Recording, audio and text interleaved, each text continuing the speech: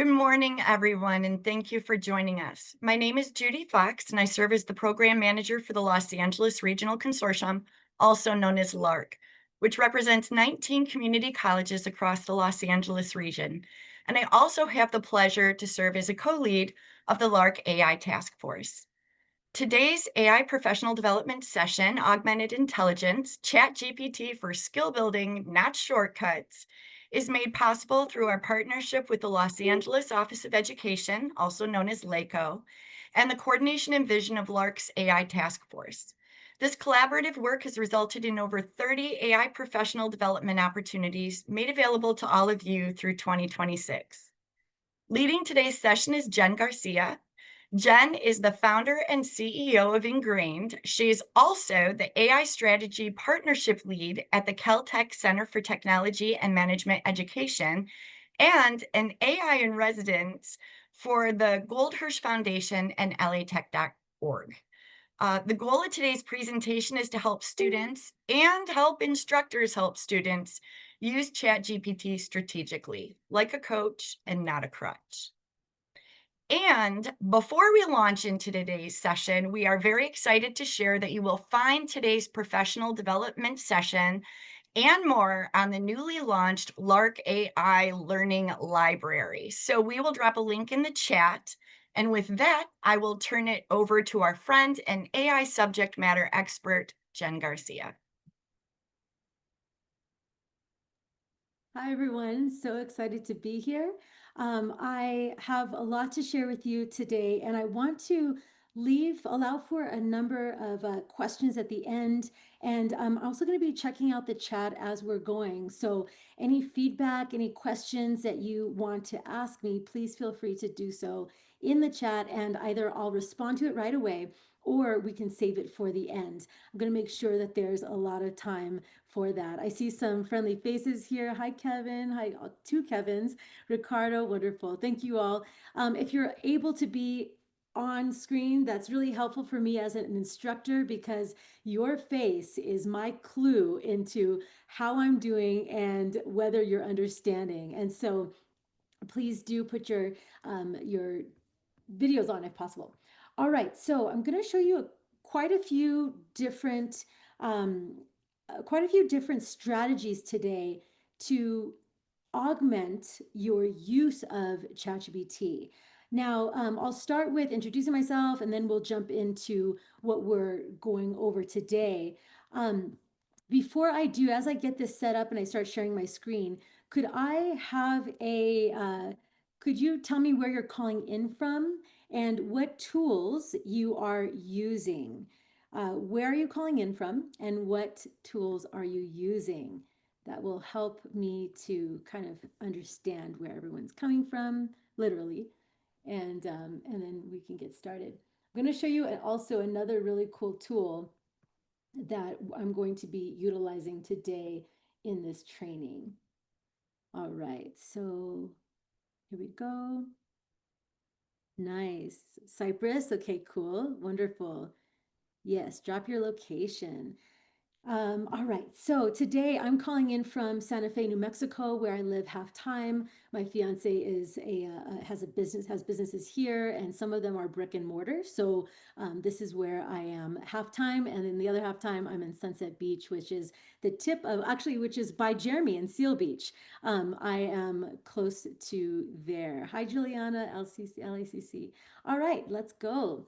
I'm going to share a link with you so that we can practice something together as we go, but I'll wait a minute to do that. Let me just move that there. Okay, here we go. Okay, share screen, boom. All right, I see that you can see this, fantastic. Now, today, this is the topic, and we will be covering a number of strategies.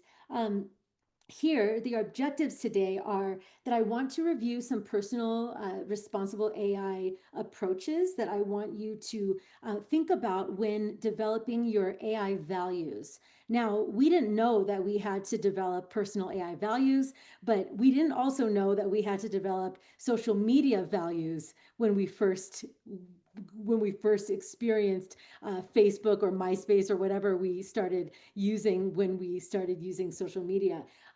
Now we all have social media values. We have a kind of an understanding of how much time we should be using these tools.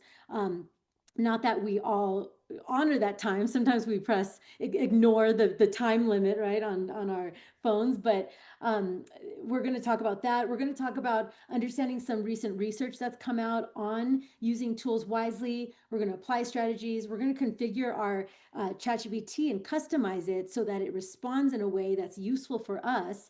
And then I'll talk about the HAIH approach and why that's helpful. Now, before we start, I'm going to be recording this training on granola.app. Granola.app is a application that's downloadable onto your computer.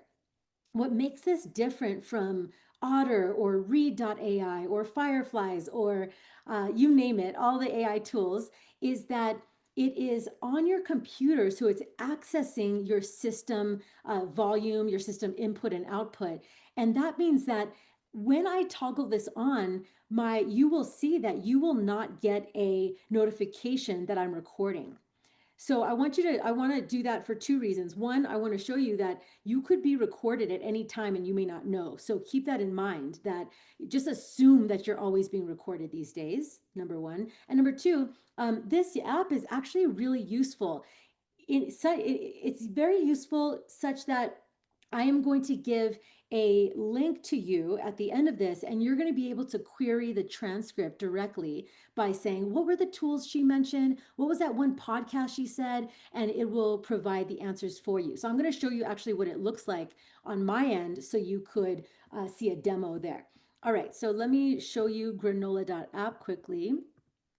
All right, so here is, I'm going to press resume because I had started it, and then I wanted to ask you, let you know. Notice it says always get consent when transcribing others, and that the onus is on me to let you know as my group. Now, what's happening is notice the side here. In this tool, we have the ability to say, what did I miss? What's that mean? What should I ask? Make me sound smart. Oh, I love that. I love that. Or list action items. This disappears once I stop the transcription and new conversations appear that are similar, but reliant on a already finished transcription. And so after the fact, I'll give you the link and then you'll be able to ask questions within granola.app. Notice, I don't know if you see here, there's an AI model that we get to select. Here I have GPT-5, OpenAI's model, the highest model chosen. And I want to know on your end if you're able to choose the model once you start querying. So you could let me know on your end once that happens. So I wanted to show you all that, and you'll be able to query and get all the homework that I assign you during this chat here. All right, so let's reshare our screens, or my screen rather. All right. Okay, so as she mentioned, Ingrained is my newest company. I'll talk about that at the end. It's a privilege to work at Caltech and be their AI strategy and partnerships lead. And one little thing I want to tell my students here that are looking into new roles and careers. I was hired first as an AI tools instructor. And then I did an assessment of where I could support the Center for Technology and Management Education. And I suggested to my leadership different ways that I could support. And they agreed. Thereafter I got a promotion. And so when you are at work, I want you to employ this type of approach no matter where you are. I started at McDonald's. That was my first job, loved it. And at first I was doing the fries, and then I was like, hey, I noticed that you all need a little bit more help with the cashier areas. Can I help with that? Yeah, of course you can. And then I rose up at McDonald's for the very few months that I was there as a 15-year-old. All right, so keep that that strategy in mind. Here's some other areas I've worked for, and one I'll highlight up here is I was a former English instructor. I taught full time at UCI Extension. I was full time at Orange Coast College, and that's my background. I was not a techie at all before this. The reason I was able to pivot into this space is because I followed the advice that I'm going to give you today. I used AI tools to learn rather than to do work for me. So easy and tempting to do work for me, but I didn't allow that, and I'm going to tell you how you can employ that too. All right, so here's actually, these aren't objectives, this is the actual agenda. This is what we'll go through here. All right, so after the fact, I'm going to give you in the document I'm going to share with you today, I'm going to give you all the links to this research that I'm talking about today. This first graph comes from research produced by OpenAI on how people are using ChatGPT. Now let's take a moment to look at this graph. What do you notice here? Tell me in the chat, what are you noticing here? What's standing out to you?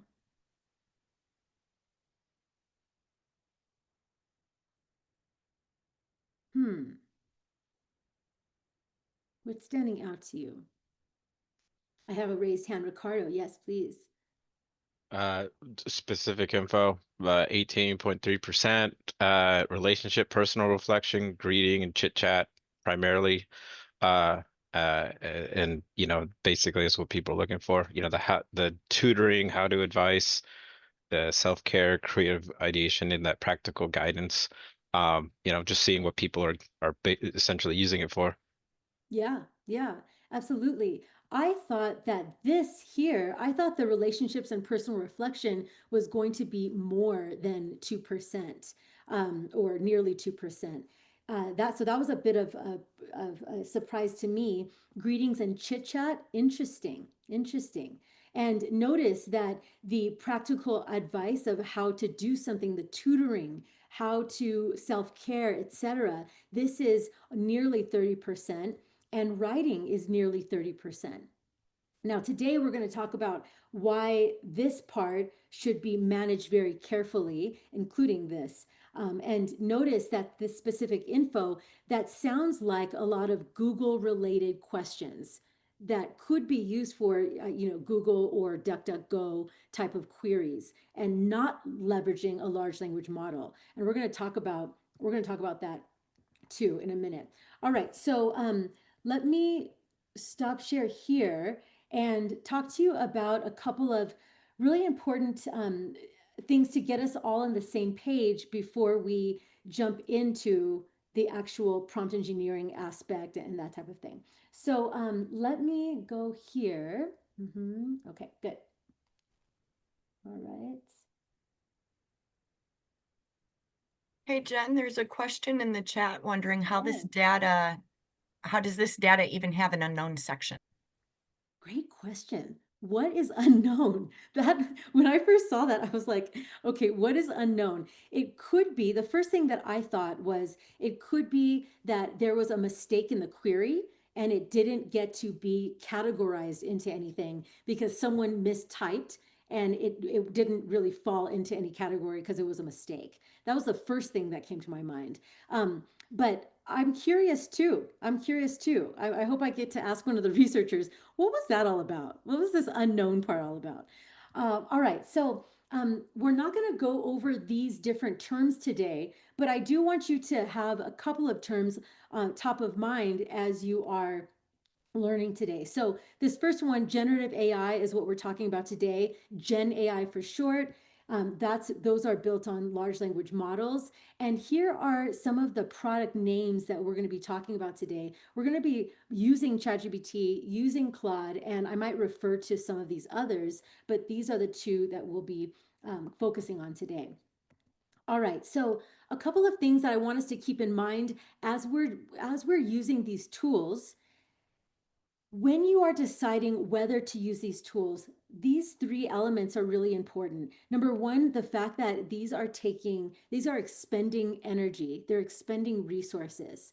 So using these tools for Google type of quick queries isn't the best use of these resources. I would highly recommend that Google type questions you don't give to ChatGPT, that you give to DuckDuckGo, which is more private in its searches. It's not going to be training on your searches. It's not going to be keeping that information about you. So keep that in mind. If you want to learn more about the the energy expenditure, I'd suggest a book called The Empire of AI.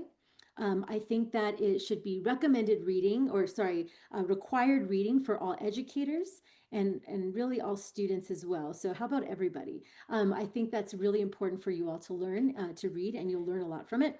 Um, Next, I want to talk to you about the making sure that you are, and we're going to cover this quite a bit today, making sure that you are leveraging these tools to augment your minds. Now, there's a number of reasons to do this, and we'll talk about them. But the far future reason is in the future, we all have a risk of developing Alzheimer's. This is 50% of those over the age of, I think it's either 75 or 80, could have Alzheimer's, and that's a scary statistic. And one of the ways to ensure, besides healthy nutrition, of trying to keep away from that happening, is constantly learning. And so by utilizing these tools wisely, we could maintain that rigor within our minds, and we'll talk about that. So let's go into a really important paper that was published by Google DeepMind that was the start of the entire generative AI revolution. It's called Attention is All You Need. And what they found is, instead of having these large language models look at all of its training data, they focused on very specific areas in order to answer specific questions. And that's how ChatGPT was able to be used for commercial use and give us the responses that it gives us today, because the models are focusing their attention. And I find that really ironic that our attention has been stolen by, or we're giving it away rather, with these social media apps. So keep that in mind, that focusing attention is something that makes these large language models able to produce the output. And that same attention, not the same attention, but our attention has been is now being used to for these companies to capitalize on, and to do more research on that. I'd love for you to check out either the surveillance economy, or attention economy, or surveillance capitalism rather. You can do some research into those two areas. All right, so there's a couple of pieces of research that we're going to focus on today. This first one was published early on last year by Carnegie Mellon and Microsoft. And what they did was they noticed that in this research, in these control groups, there was reported by those who were studied, they reported that overusing these tools caused them not only a reduce in their skills, but also a reduction of their confidence in their own work. Interesting. This next one here, you may have seen in your Google feed or on LinkedIn. This was a research paper published a little over a month ago by MIT. When MIT did this study, they were so alarmed by the results that instead of pushing it through peer review, they published it right away. And they decided they would go through the peer review process later. They decided to do that because they were alarmed by the results. Now let's discuss what they found. In this research study, they looked at 3 control groups. The task was to write essays. The 3 control groups had 3 different, they were assigned 3 different tools, either just their brain, web search like Google, or a large language model use like ChatGPT. Not like ChatGPT, it was ChatGPT. So after they did this study, I want to see in the chat, when in terms of output of best essay and best EEG results, best brain activity results, in the chat, tell me, was it one, the brain group did best? Was it two, web search did best? Or was it three, large language model use did best? Which one? Okay, we got brain only, we got web search. Okay, let me see some more votes in here. Let's see. Brain, okay. All right. If you thought brain, you are exactly right. The brain only group did better. Now, what's interesting is after they had them do that first task, they decided to allow the brain only group to use web search and then to use large language model. They had actually all the groups do that. What they found was brain, then large language model did best. So brain, and then let me do a little arrow here just for effect. Brain, then large language model did best. Now, what does this mean for us? If you want to know the term that they use that I would love for you to memorize this term here.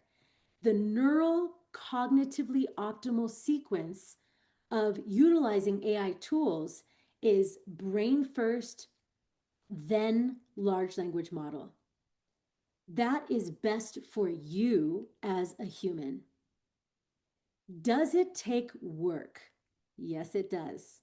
Just like anything that's worth it in this world. Love takes work. Let me tell you, I'm 10 years in and it takes work. Love it, but it's difficult. It's work, but it's so worth it, right? Anything worth having takes work. And although we've been sold that these tools can make us more productive, make us this, make us that, it actually depends on us being wise in utilizing these tools well. And so I'd love for you all to start to remember this, because this neural cognitively optimal sequence of brain then large language model, it takes discipline. And if there was one word that I'd want you to take away from this training, is that you must employ discipline in not only your college careers, but also in everything you do in the future. There's no moving around discipline if you want to be optimal in all the areas of your lives. There's no way around it. So that's good news, because what that means is nothing has changed about our biology. Who we are as humans and how we work, that hasn't changed. Despite this new advance in AI, we remain the same. And one of the ways that we remain the same is that when we're taking notes, that's how, but with handwritten notes, that's how we learn best. So right now, I want you to write this down with your pen and paper. I want you to write down neural cognitively optimal sequence. Write that down, pen and paper, pen and paper. I know it's a bummer, we want to type our notes, we want to have the kind of the faster way, but our biology hasn't changed. Our brains have changed a bit because of the use of social media, which we can reverse, but handwritten notes help us learn best. So let's all write that down. The neural cognitively optimal sequence is brain, then large language model. And exactly what Jeremy's saying, with all muscles of our body, use it or lose it. Use it or lose it, right? My Chinese, I used to speak pretty decent Chinese. It's gone. I didn't use it when I came back to the States. And now I just know ni hao. I just know, yo shi, wo shi, lo shi. I'm a teacher and I sound like a kid when I speak that. And so keep that in mind. All right. So let's move on to some practical applications. So I'm going to erase. How do I erase everything? Clear all my drawings. There we go. All right. Now, I'll get back to just to give you an example. One of the ways that I discipline myself when I'm writing is any writing I do, I make sure that I'm doing the writing if my audience thinks it's coming from me. So there's three different ways my audience, or two or three different ways my audience thinks my writing's coming from me. Number one, they're paying me to write. If someone's paying me to write something, I'm going to write it because I want to keep my integrity, and I want to make sure that this moneymaker, right, is the one that's producing the output. So everyone, real quick, shake your moneymaker. Yeah. Okay, nice, nice, nice. Yeah. That's what your mama gave you too, okay? So when you're writing, so when I'm writing, let's say LinkedIn posts, I tell people I wrote this so that they can trust that I'm the one, that whatever output's coming out there, I'm the one who wrote it. Now, I'm doing that for a number of reasons. One, I'm selfish. I want to make sure my moneymaker stays strong. Number two, I want to keep my integrity. When people think it's coming from me, I want it to come from me. And number three, if there's a concept called dead internet theory. And what that idea is that if we overuse AI generated output, and all these agents that are coming in are going to be generating a lot of output, the information that's on the internet will no longer be trustworthy. That's a scary, scary thing. We have taken the internet for granted, good and bad, you know what I mean? But we've taken it for granted as a source of trustworthy sometimes information. And if we are outputting too much of AI generated slop, which is that term that people are using, AI slop, then we're not going to have a trustworthy internet. And I want you, one of your pieces of homework is to look at Etsy. Etsy has been taken over by AI generated art. Now, artists and creators and sellers on Etsy are struggling to make a living because it's very difficult to find their products, and that's a shame. And so, yes, Etsy is notorious about it. Yes. So I want you to take a look at that later. Not right now. Okay. Stay focused. Stay focused. All right. So let's go. Let's start with a first emotionally charged email practice. All right. So what I'm going to do is I'm going to share this link for you all so that you could work alongside me. So everyone, open up your ChatGPT, and hopefully you have multiple screens. If not, you can go back and forth. I'm going to share this document with you so that you're able to cut and paste from this document. What we're going to do, let me set this up before I share. We're first going to we're going to apply using an AI tool without a prompt to help us learn. Then we're going to use a prompt that helps us learn, and we're going to compare the differences. All right. So I'll start by teeing up this story. One of the first times I used ChatGPT, after I used it to ask a few questions, this was January 2023, I thought, oh my gosh, this could help me write emails, right? How many of you have had ChatGPT write an email for you? Yeah, make this less angry, right? Make this sound professional. Make this sound whatever, right? And we've seen that Grammarly commercial where Joe sounds professional all of a sudden, and everyone's like, wow, Joe, look at him. Now, we all know we're starting to recognize what is AI generated language or AI generated content because of those M dashes, because of delve, because of some key words that we're starting to recognize, right? And tell me, when you get a response from someone that looks like it's ChatGPT, does that make you happy or does that make you kind of irritated? Research shows that 8 to 9% of what you believed was trustworthy is downgraded. You downgrade the output about 8 to 9% in your brain because you're like, oh, this came from AI, right? So the first time I used it for a situation I had, someone kind of upset me, but I needed to be professional. And so I told ChatGPT, make this sound professional, make this sound less emotional. And it did. But the output, of course, did not sound like me. And after I output that and I was about to cut and paste it and send it off to what's her name, I thought, wait a second, If I bumped into her in the hall, I would not know how to say this. I would maybe be emotional, maybe be unprofessional. How would I learn from this? And so I thought, you know what? I cannot use this to, I have to use this to learn. I can't use this to write for me. And so what we're going to do is we're going to look at having it write for us, and then we're going to look at using it to develop our communication skills. So I'm going to demonstrate first by using Claude. Okay, so this is Claude.ai. Claude is known for making copy sound really human. All right, so that's why I'm using it so I can show you the output. Do I use Claude to write? No, I don't. I don't use AI tools to write. And by the end of this, you'll see why. So here's an example that we might use as students, okay? I was never in an organic chemistry course. I don't know if I could have ever, because OChem is like the hardest chem, okay? And I know that, which is why I didn't go into chemistry. But imagine we're an OChem student because we're so smart, all right?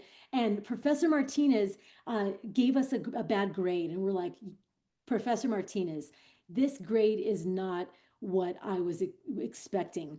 It doesn't match any of my individual assignments, and I'm absolutely devastated and confused. There's tons of emotional language here, isn't there?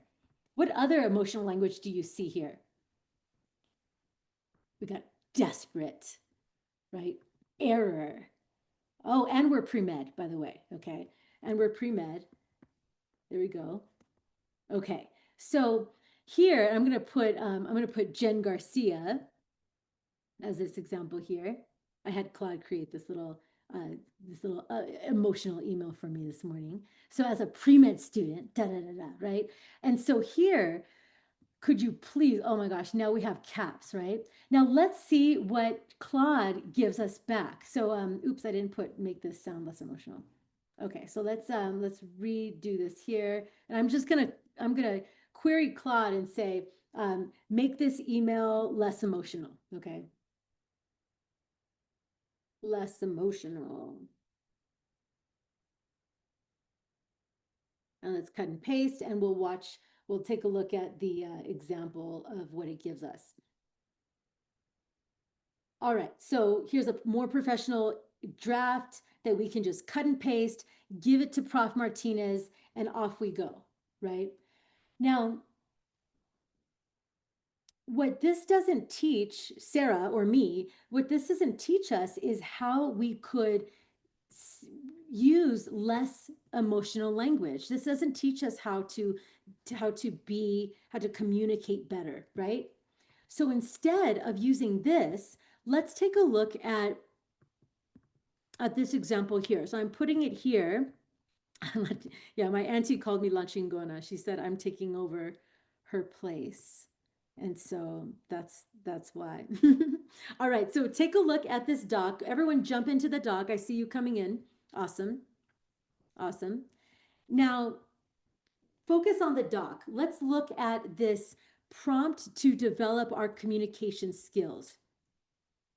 Now, although we're using this to refine an email, this type of prompt can be used also to help us with essay analysis and essay feedback. You could apply this to a number of different writing applications. What I want you to do is I would love for you first to notice a few things. Number one, notice some language here. Help me refine my email. In fact, I'm gonna, let me just grab this and I'm gonna share my screen so you all can see, or I'm already sharing my screen. So let me put it in chat. Or let me put this actually in Claude. Boom.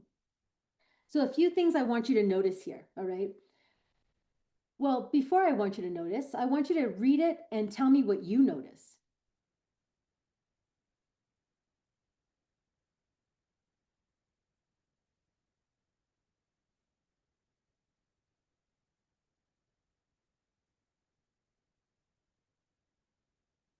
What are you noticing here?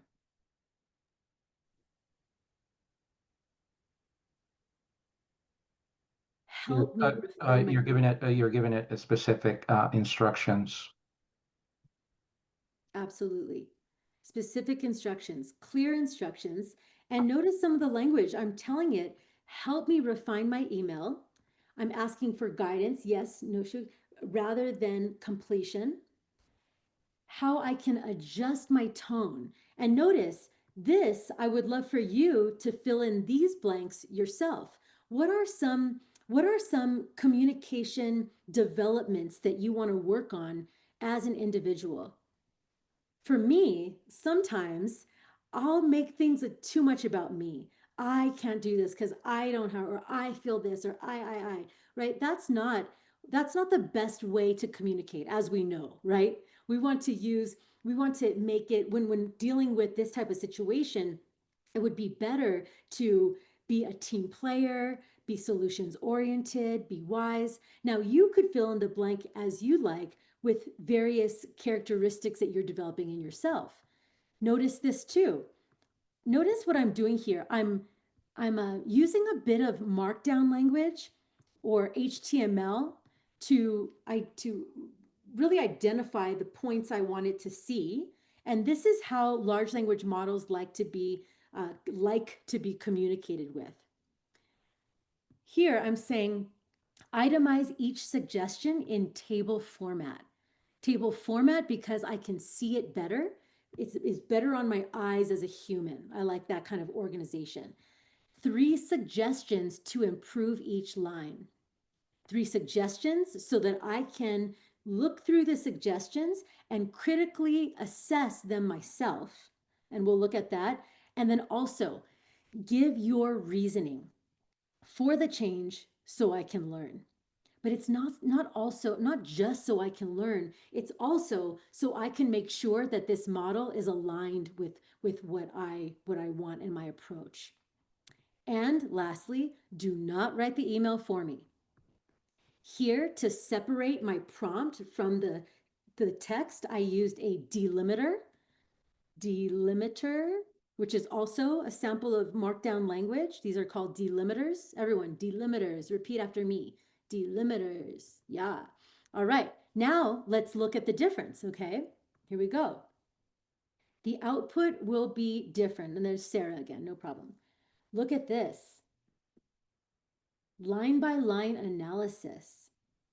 Subject line analysis, opening analysis. Now we won't look at all of this, but I want you to do the same. So in the document, highlight all of this and input it into, I'm going to put it in blue so you can know exactly what to input. So you try yourself. You try yourselves. I want you to see what you get as a response. As you're doing that, I'm going to talk through some of this here. So let's just look at this opening analysis here. Instead of, I am absolutely devastated and confused, how about I noticed a discrepancy between my calculated grade and posted final grade? Or I'd like to understand, help me understand. Or I have a question. Now, as a writer, you get to decide, which do I want to adopt as a communicator? Which do I want to adopt as a communicator? Because these communication skills as a college student, you're going to be using throughout your career, because you're going to be dealing with a lot of different personalities, and you want to make sure that your communication is on point as you are developing in your career. And the more you adjust and develop your communication, the more you will have opportunities. Because the clearer you are, the better team player you are, the better you will be at working with others, building with others, and communicating what your goals are and reaching those goals. So let's take a look. Now, I may not cut and paste this because maybe that doesn't sound like me, but we all know that we learned how to write because of examples we saw. That's how we learn. We see an example, we apply. We see an example, we apply, right? And so here I get to say, oh, I kind of like this, but I like this too. I'm going to merge them together, and you're developing your writing skills. Maybe I noticed a discrepancy between my calculated grade and posted final, and I'd like to understand how you came about, how you calculated that final grade. Maybe we want both, right?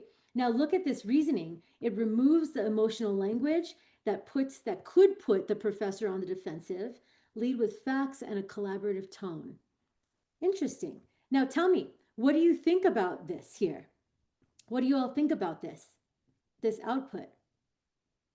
How is this better for your brains as learners than just having it right for you? Let me hear two responses, verbal responses, if you like. This is great.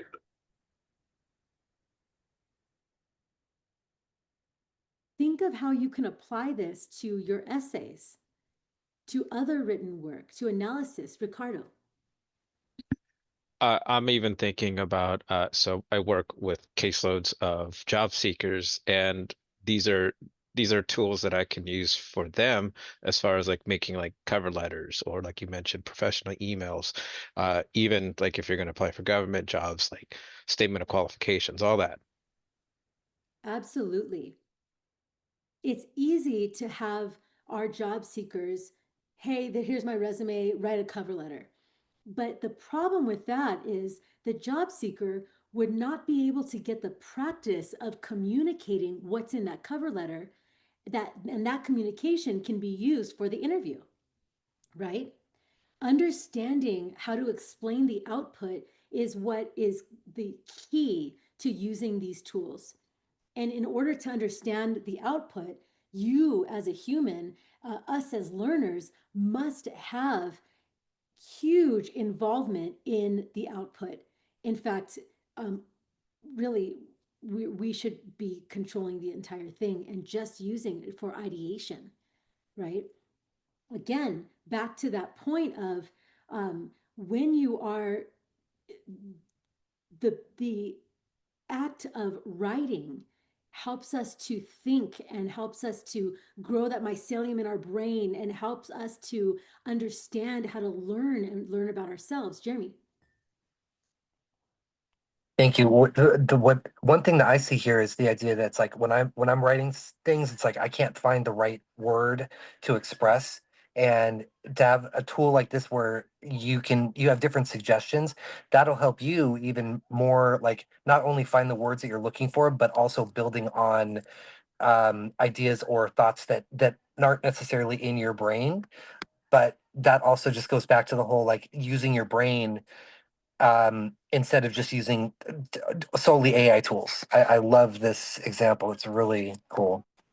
Absolutely. And when we're talking about AI tools to learn and to grow, these applications is what's going to do it. Having the AI tool write for us isn't going to give us that growth in vocabulary, the development of vocabulary. Degley.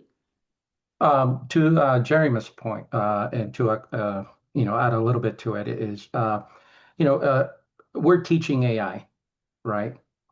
And we can use AI to teach us. So, um, to let's say finding, a better word, or a better way of expressing certain things, right?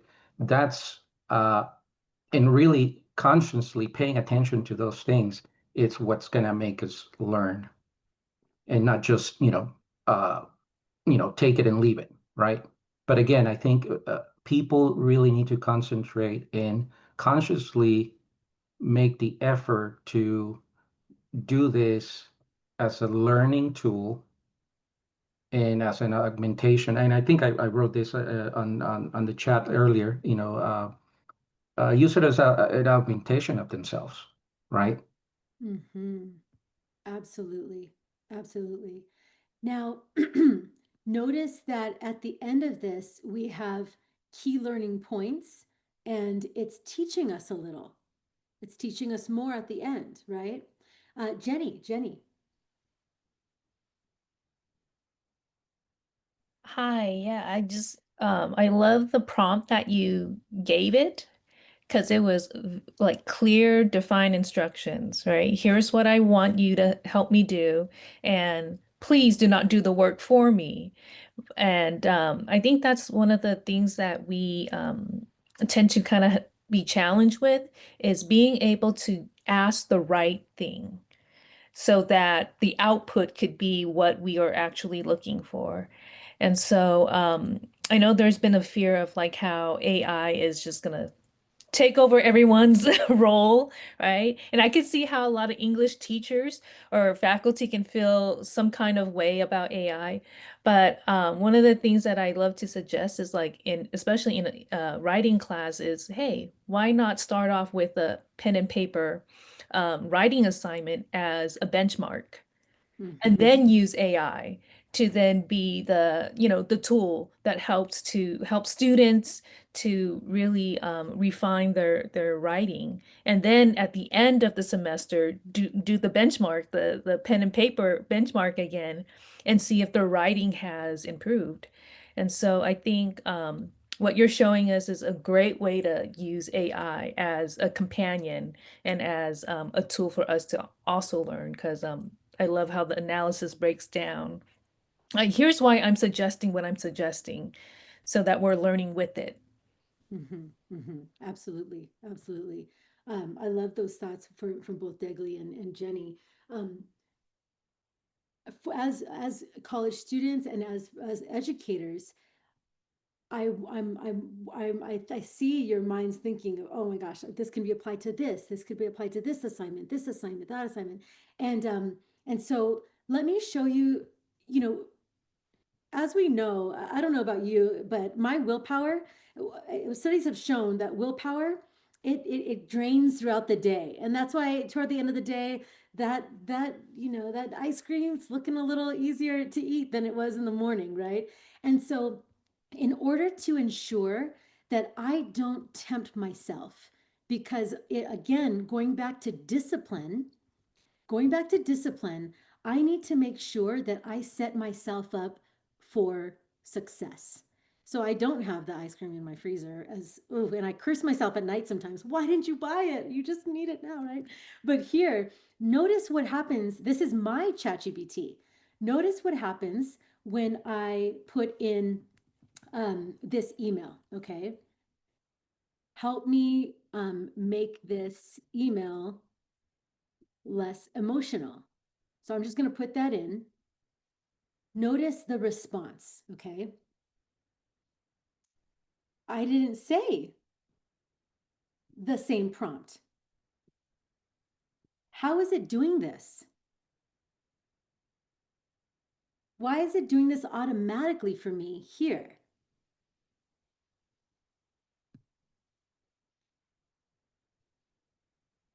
So some of you are thinking about answers. The answer is I've trained it to do that in my custom instructions. So I'm going to show you how to do that now. So notice here's my suggested revision, my reasoning, just like we want, right? So take a look at this. I want you all to go down to your settings here, bottom left, click there, and click on personalization. Personalization, boom. Notice in my personalization, my custom instructions say, I'm going to actually copy them all for you, and I'm dropping them into the top of this doc here. Boom. Let me separate it with a line. Here are my custom instructions. I'll put I'll just put augmented intelligence custom instructions. I'll just write that. I'll write that later. Custom instructions. In my custom instructions, I tell it specifically when I'm asking for writing support, do not write the text for me because I don't need to be tempted to have the easy way out.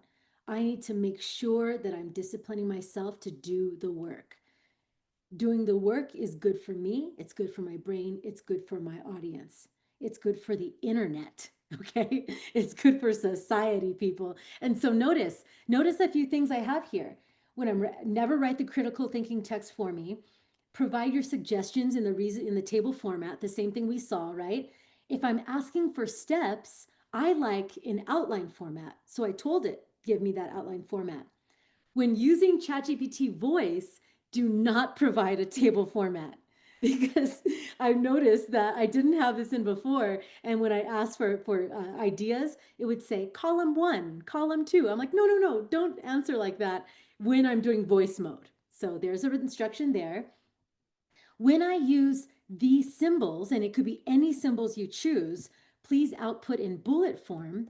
And when I use these symbols, please extract the copy from the image.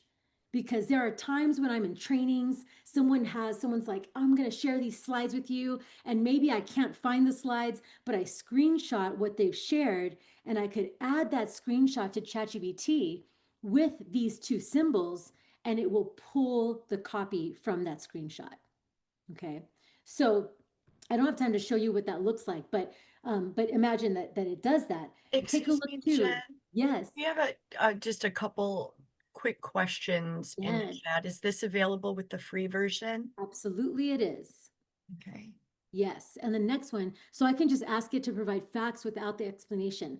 Yes, you can. Yes, you can customize it as you like. And what I'd suggest is that you try different approaches, and you'll see that my custom instructions have evolved as the model evolves, as my approaches and needs and boundaries evolve, right? So you can continually change these instructions here. Now, one more thing I want to show you, very important, is notice I don't have any nicknames or occupations or anything like that. I do have memory. And so here, notice that this is memory that it is considering when it is responding to me. And I can erase any of this memory here and say, oh, I don't want you to remember that or whatever, right? And so there's that here. Notice it's reminded itself. Jen wants to handle writing herself. She'd put like reminders of this preference because I need that discipline, right? There we go. Now, another thing I want to show you is in data controls, one thing that some people forget to do is if you don't want to train the large language model on your data, I suggest going to data controls. This is available for free plus and pro versions, and go to improve the model for everyone and toggle that off. That is automatically toggled on for everyone who's using it for free. And for plus versions, I believe. For Pro, it might be toggled off right away. I can't remember. But notice it also toggles off any audio recordings or video so that you're not training the model on your data. All right, so let's move on to some more examples here. So here, let me go back to my training here. Okay.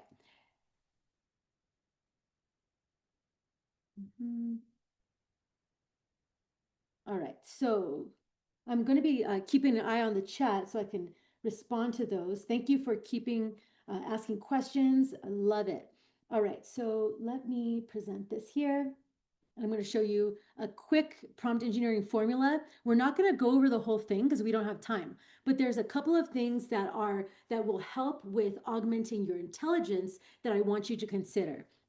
So everyone, go ahead and screenshot this for later, okay? Go ahead and screenshot this for later. You will get the slides as well, so never fear. But I want you to screenshot because if you paste in the custom instructions that I put in and you add this into your ChatGPT and give those 2 backslashes, it will produce the copy from your screenshot. So you can do a little test right now if you want. Now, I won't go over all of this, and it pains me not to be able to teach you this research-backed prompt engineering formula. But today, we're going to focus on these last 2 queries, all right? We're going to focus on explain your reasoning, which we employed in that one, right? We asked it to explain its reasoning. And we're also going to talk about requesting clarifying questions and why these two additions to a prompt are very helpful. So, number one, you can ask me 3 clarifying questions to understand my task better, to understand whatever, or to develop my prompt, whatever you want to say. You'll notice that if you're using, now if I switch, let me just test something out. If I switch, oh good, okay, cool, yay. I forgot I can do that. All right, so take a look at this. If I ask, I'll show you an example. I was just doing some research on my own company here, my Goldthirst Foundation, which is the producer of the grant LA2050.org. Really great grant. If I tell Deep Research to research Goldthirst Foundation, it's going to automatically ask me clarifying questions. The reason why that model is trained to ask me clarifying questions is because the Deep Research model, it uses more energy, it uses more resources. That equals money. So OpenAI wants to reduce the back and forth queries because it reduces expenditure of resources. And they want to get to exactly what you want. That's why when you are querying these models, it's really important to think through your entire prompt before you press go, before you feed in the input, because every time you ask a question, you are using resources. You're using water, you're using energy. So reducing the back and forth as much as possible is being a responsible human. And it's beneficial to you because you're exhausting your brain, you're exhausting all of your ideas, and then going to the large language model. Win-win, Mother Earth and you together. All right. Jeremy, question.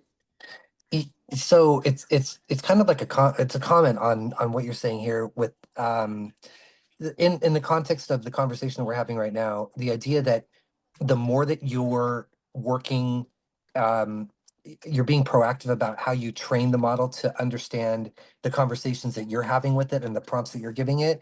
It's kind of like you're creating your own like digital assistant that knows more about you sometimes than you would, because the more that you're feeding it, the more it's kind of tailoring its responses. And I think that's something that gets lost in the shuffle with a lot of people that are using AI, especially in the very beginning, that they can save a lot of time by doing a little bit of that front load of the personalization and the certain prompts that you start with, so that the outputs become more efficient and effective and less energy consuming. I love that you've kind of put that into my head about like every prompt that you make, everything that you do to interact with AI is costing you water and energy. It's a good thing that everybody should think about. Thank you for that, Jeremy. Yes, absolutely. And these models we're kind of sandwiched in the middle of these models. Imagine we're below us, if you were, just to give you an example, the model is doing a task for us, right? Help me with this, da da da da da. It's doing something for us. So we are prompting it. It's like our assistant, as you mentioned. But also, it has more knowledge than us. It's trained on all of the internet, all of that, all of the glory, bad and good, right? Not all of the internet. Some sources were redacted, like obviously racist sites, some adult sites, etc. But most of the internet it's trained on, including all of Reddit. Okay, all of Reddit, which I love and hate. So it knows more than us. So we're sandwiched in the middle of this technology. It's doing something for us, but we can also learn from it, right? And so keep that in mind as you're using this. And to Jeremy's point, using it wisely is key. And then using and getting all of your knowledge out when you're prompting will reduce that energy consumption, but it also supports your understanding of how to communicate with the model best. What do I need to communicate here in order for the model to understand what I want? Now, what's great about that, let me tell you an added bonus is once you start to become, and this is prompt engineering. That's it, what it is. That's what you're doing. You're prompt engineering. And what's interesting that I noticed about myself in reflecting how becoming a better prompt engineer has affected me as a communicator, I communicate so much better with humans than I did before. And the human that I care the most about, my fiance, I can communicate with him in ways that I never could before. And let me tell you, our relationship, this is weird, but our relationship has improved since ChatGPT has come into my life. I'm a way better communicator. And now I'm also thinking about a fourth dimension of time. Don't tell him about the kitchen when he gets home. That's not a wise decision, right? Tell him about the kitchen when he's happy in the morning, right? Oh, hey, can you get the sink? Oh, yeah, no problem. You know what I mean? And so you start to think about yourself as a communicator in ways that you never really thought that you would. So it's very interesting how what happens to you.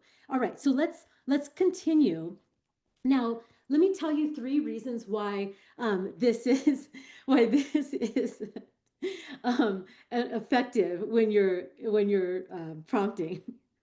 That's gonna make me laugh. I'm trying not to look at those comments. Why are these two things, these two phrases very important? Number one, it reduces the chances of hallucinations. Everyone, repeat after me: hallucinations. Yeah, hallucinations are when the AI Hallucination. model, yes, thank you. Hallucinations are when the AI model gives us the wrong information.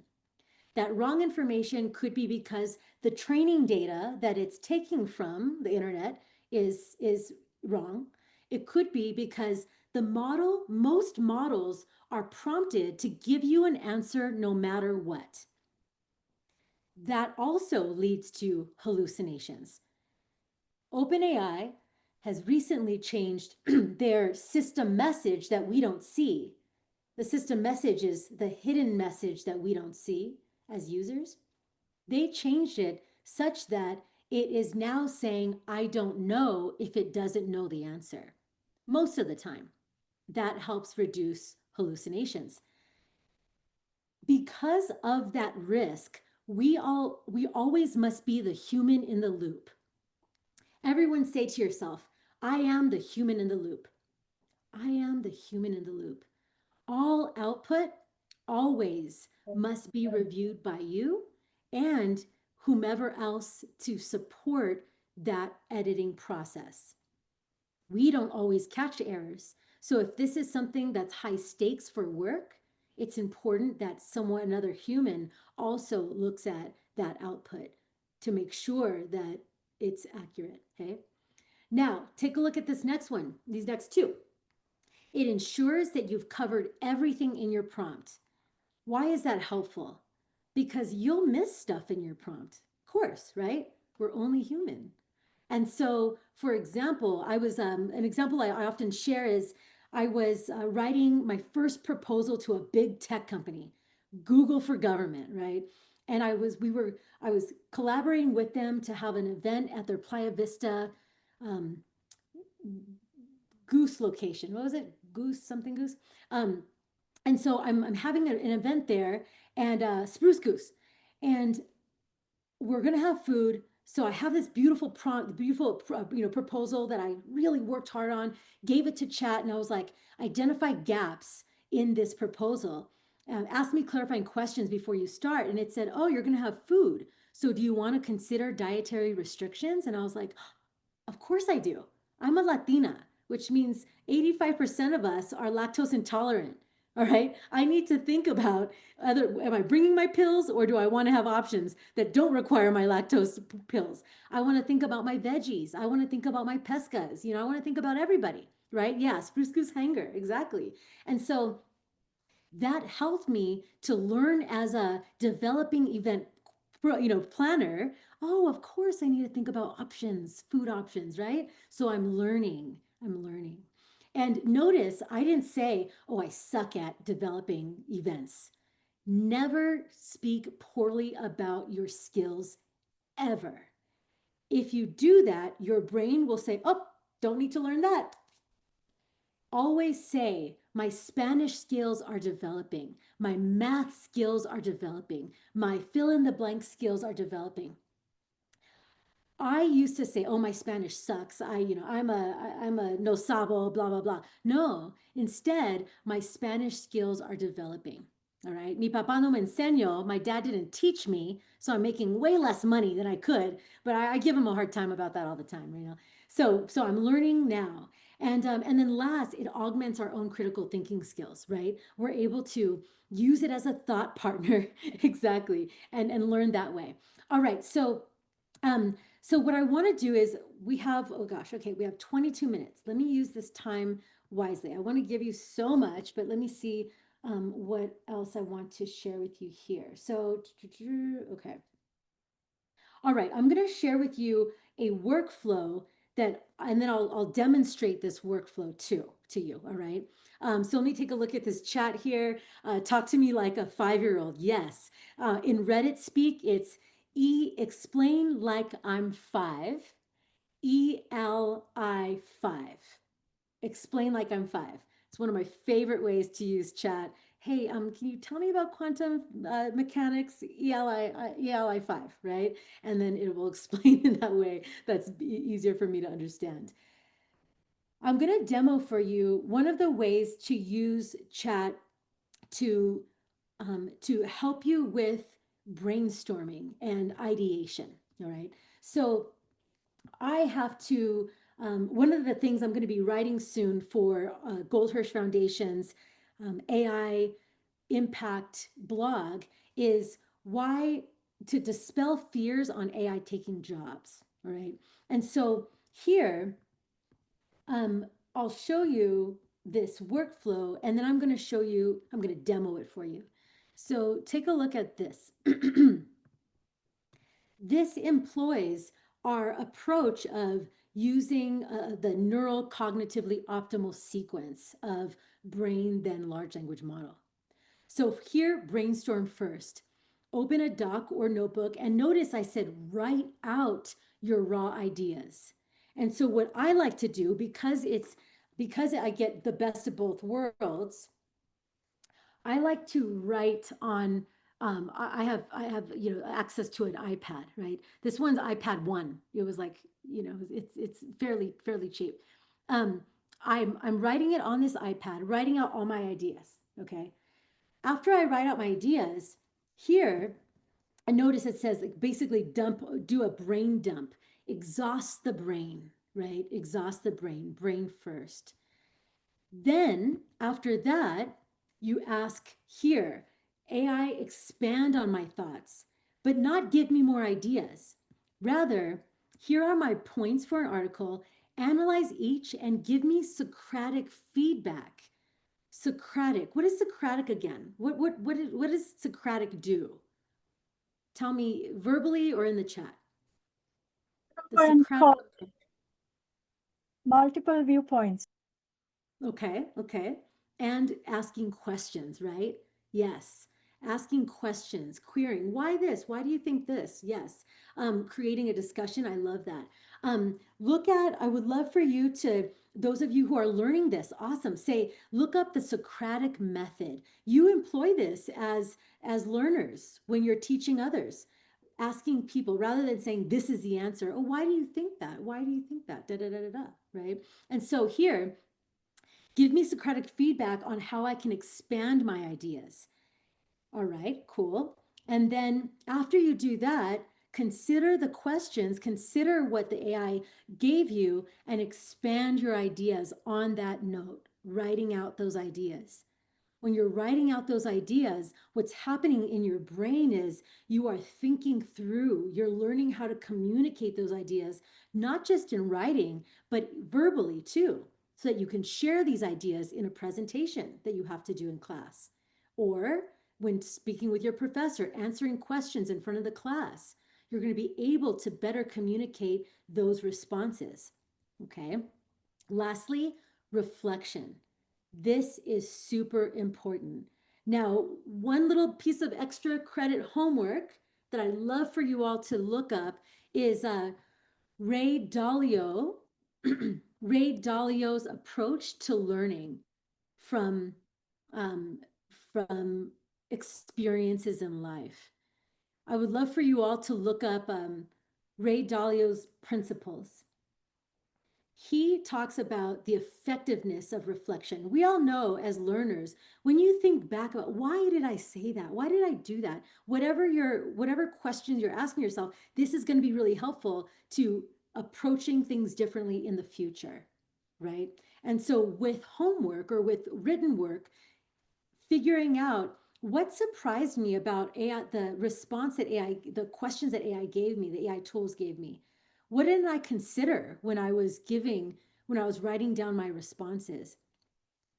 This deepens learning. This makes it such that you're able to better communicate for yourself, better write, and it's going to expand into rabbit holes of different ideas that you didn't consider, etc. Right? Questions. Okay, I'm seeing interactive, blah, blah. Okay, good, good. Now let's demo this. We'll stop share. I'll do a quick demo and then we'll wrap up here. So what I want you to think is how would I expand that prompt for me? That's just a simple little prompt, right? That's not a prompt that I would say, I'm going to give that little prompt to chat, but I would suggest expanding on that prompt because one, you are learning what you want from the model. Two, you're learning how to prompt engineer. And remember, prompt engineering is just communicating with a model. That's it. So I'm becoming a better fiance engineer. I'm like, hey, how do I communicate with this fiance? I want to get all the love, get all the partnership that I want. All right, so here, I'm going to, let me upload this here. Let's see, downloads, boom, there it is. All right, I'm going to show you my drawing. So let me do this here. I'm going to move this drawing over here so I can show you. Boom. All right.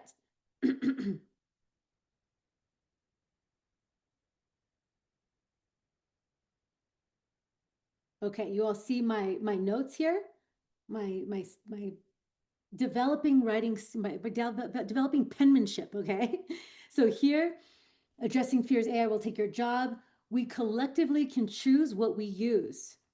I don't use Waymo. I use humans. That's voting with my wallet. I do that because I was an Uber and Lyft driver in between jobs when I was a professor, when I was an instructor. Without that income, I wouldn't have been able to survive. There's a lot of people in that group, so I'm not going to choose to use a human. Vote with my wallet, right? And then I have some examples. AI tools don't know the myriad of context and nuance, and AI tools are not subject matter experts. Those are my three main points, all right? So here, let's move on to sharing is paused. Why isn't it letting me switch back and forth again? All right, so now I've uploaded that, and I'm giving that simple prompt, okay? So here, remember that it's going to consider the custom instructions that I've given it and these instructions, okay? So here we go. Nice. Look at that beautiful table. Love it. We collectively can choose what we accept, vote with our wallets, and it's asking me, what larger consumer movements can you compare to this? You know what? I can compare Dolores Huerta's grapes. Our decision right now to not go to Target, because if Target is not going to support different a myriad of groups, diversity, then I'm not going to go to Target. Did I think that I could live without Target? No, I had no idea. I've lived without Target since Dolores Huerta told me not to shop there. That's partly why the stock is going down. Make some changes, vote with my wallet, right? And so here, it's giving me really great questions to think about. I think about them, I write them down, etc. Interesting, hey? Interesting. AI tools lack nuance and context. Can you illustrate with a story where AI misunderstood context badly? Yes, I can. Yes, I can. A number of them. In fact, one, do we have time? Yeah, let me show you one that I think you might think is quite hilarious. Let me see some talk to me about what are you thinking? Share your comments in the chat while I tee up this next little example that I wasn't planning to show you, but I want to because I think you'll think it's hilarious. Let me see in the chat. What are you thinking? What comes to mind?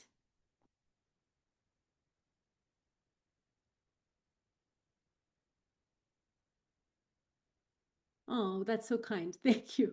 How this will ever, yes, yes. You know, and just to make a quick point, our juniors under us who are learning what we have learned, they need to go through the rigor. They need the space to learn. We can't tell them, hey, use ChatGPT to output this writing. No, they need to learn how to write it themselves because you want to retire, don't you? You don't want to be stuck at work forever. You want them to take your place as they should, right?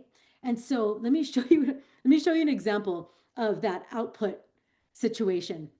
Now, in a demo, I was talking about this here, and I was just demoing gamma.app, which I would love for you all to try if you haven't tried it before. Gamma.app. It creates presentations really well. And so I gave it a little bit about me, some of my background, and let me show you what it thought I looked like.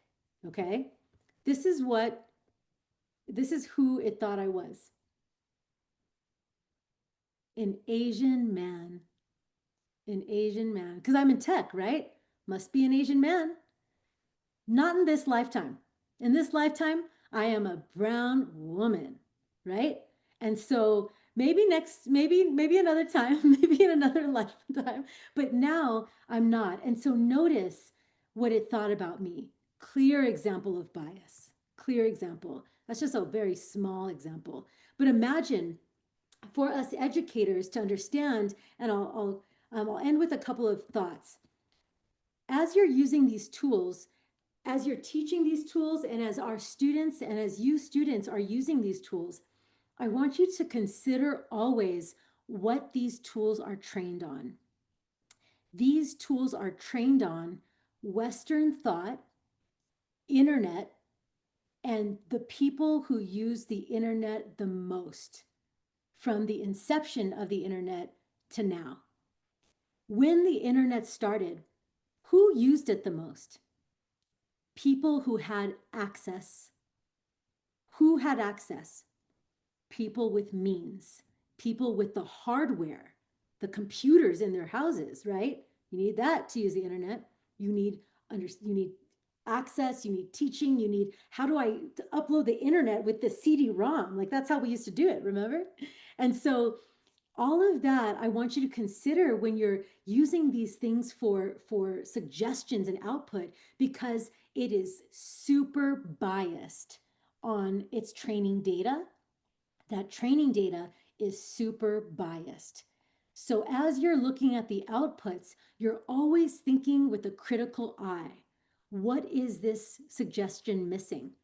What doesn't it understand? What context is it not considering? This is why we're still needed as humans. We understand nuance, we understand context, we are subject matter experts, and we will choose whether, with our wallets, whether these tools will take over certain aspects of our jobs or not.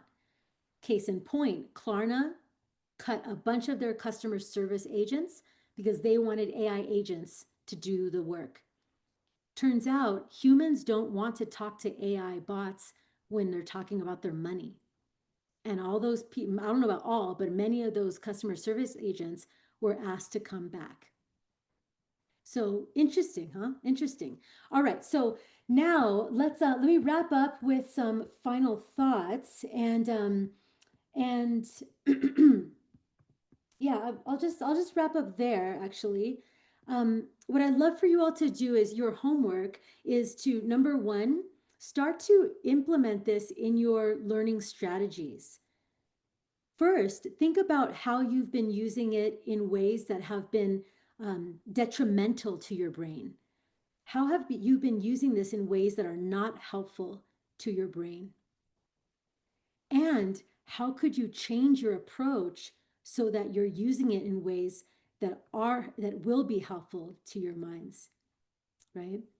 Spread the word about this because this is a very big issue. Very big issue. And what's cool is that as you spread the word, you'll notice that you'll learn more and you'll be more curious about this and you'll read more about this. So keep that in mind as you're learning and as you're using these tools. Thank you all so much for your attention today. I appreciate it.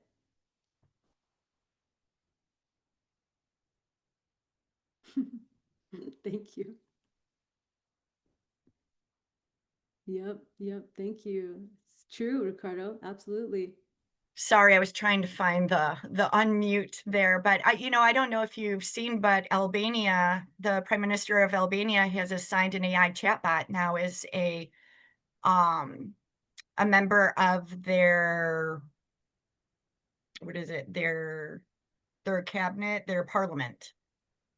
So it's kind of interesting how far AI is going. But with that, I also just want to say, thank you. Jen, that was fantastic. Thank you for sharing your energy, your expertise, and, it's very contagious. I'm sure many of us are going to leave here excited about what we can do next. And so feel free to type yes in the chat if you agree, but I think you all just showed your love in the chat here just a second ago. Please, we're going to drop that feedback form back in the chat. We'd really love your feedback on today's training session. And again, as we've shared, the Lark AI Learning Library is where upcoming events can be found. We've got a nice sidebar calendar there so you can see what's next. We have our playlist from YouTube is also available there where all of these recordings will be held. And inside those YouTube recordings, we'll also paste any presentations or any other support documents that go with that. You'll also find some of our other trainings that are available from the Chancellor's Office and Google and other aligned partners. So we really thank you for being here today. Again, thank you for your feedback, and we hope to see you at the next training session. Bye.